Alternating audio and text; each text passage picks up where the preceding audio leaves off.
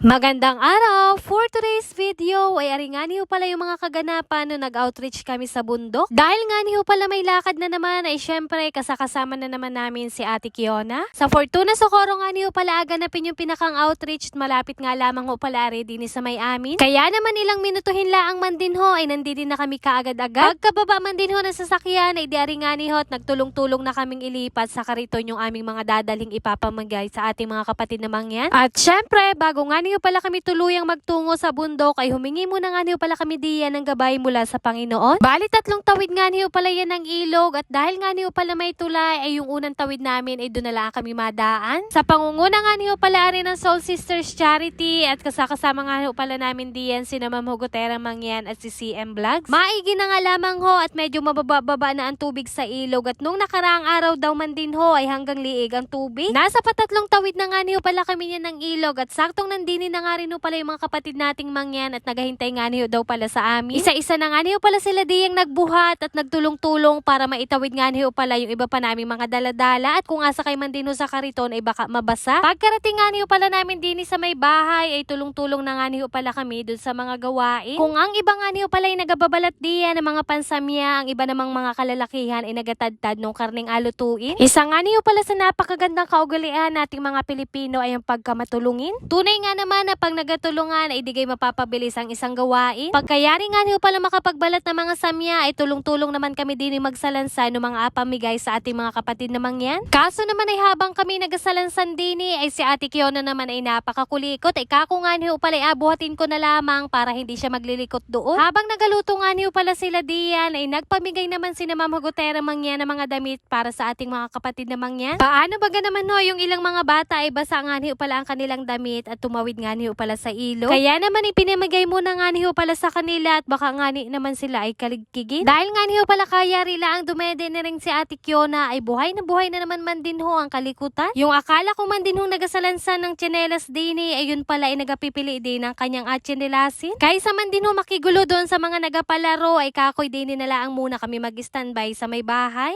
Pakita ko na nga rin ho pala sa inyo kung gaano kadami yung apamigay natin sa ating mga kapatid na mangyan. Nakakatuwa nga niyo palang pagmasdan at sobrang dami nga niyo pala. Sa pangunguna nga niyo pala rin ng lahat ng bumubuo ng Soul Sisters Charity, sa lahat ng donors at sa lahat ng nagabigay. Ari na nga niyo pala yung naging bunga ng inyong pagtutulungan. Kung abala din nga niyo pala sila doon sa pagpapalaro sa may tabi ng ilog ay abala din nga niyo pala din yung aking mga tiyuhin at tiyahin sa pagluluto. Yung iba nga niyo pala naming mga tiyahin din at mga kamag-anak ay abala din nga niyo pala sila sa pag-aasikaso naman sa paglalagay ng mga pagkain. Pagkatapos namang maluto ng mga pang-ulam ay sinunod namang iluto ay aring isang kawang pansit. Isang kawang pansit nga niyo pala ring iluluto para sa ating mga kapatid na mangyan at ang unang nga niyo palang ginawa ay ginisa rin munang panlahok na manok. Isinunod namang ilagay aring nga niyo palang carrots at bagu beans. Yung tatlong tiyuhin ko na nga niyo pala din ay nagatulong-tulong na magluto at medyo patanghali na din nga niyo pala kaya naman nagadali-dali na rin sila. Simpleng pagkain nga lamang huari para sa iba pero para sa ating mga kapatid na mangyan ay talaga namang napakasarap na nere. Nang malagyan nga niyo pala yan ng tubig at makuluan ay inilagay na din diyan yung mga bihon. Hinalo-halo nga lamang ho pala yan para magmuyag-muyag nga niyo pala yung pinakang pansit at pagkatapos ay inihulog din nga niyo pala yung tuyong Mickey. Hinalo nga niyo pala yan ulit at para nga niyo pala naman maganda yung pagkakaluto at hindi buo-buo. Mga tiyuhin ko nga niyo pala diyan na nangunguna sa pagluluto at sila naman nga niyo pala ang laging tawagin lalong-lalo na pag magaluto sa kasalan. Kako naman nga niyo hindi ko naman na sila asabihan sa pagluluto sa aking kasalan at kako naman nga niyo ay parting babae naman kami ano na yun. Pero kako naman nga niyo wag din pipiho baka nga ni kulangin tagaluto ng parting lalaki. At napasingit pa nga niyo pala ari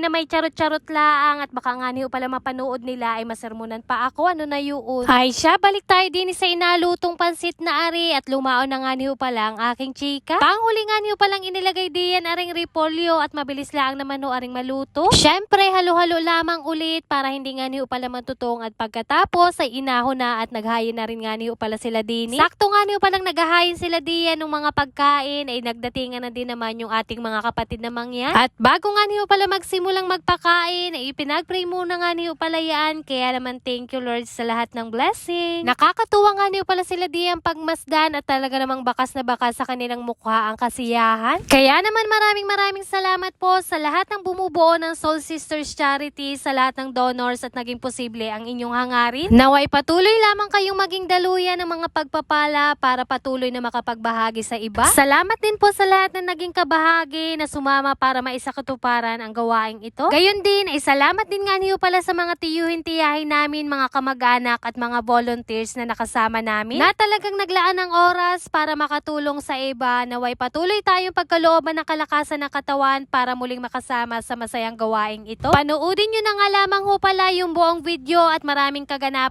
sa outreach na ito sa vlog ni ate. Ay siya, hanggang din na lamang muna ho at yun lamang for today's video. Maraming salamat sa inyong panonood. God bless.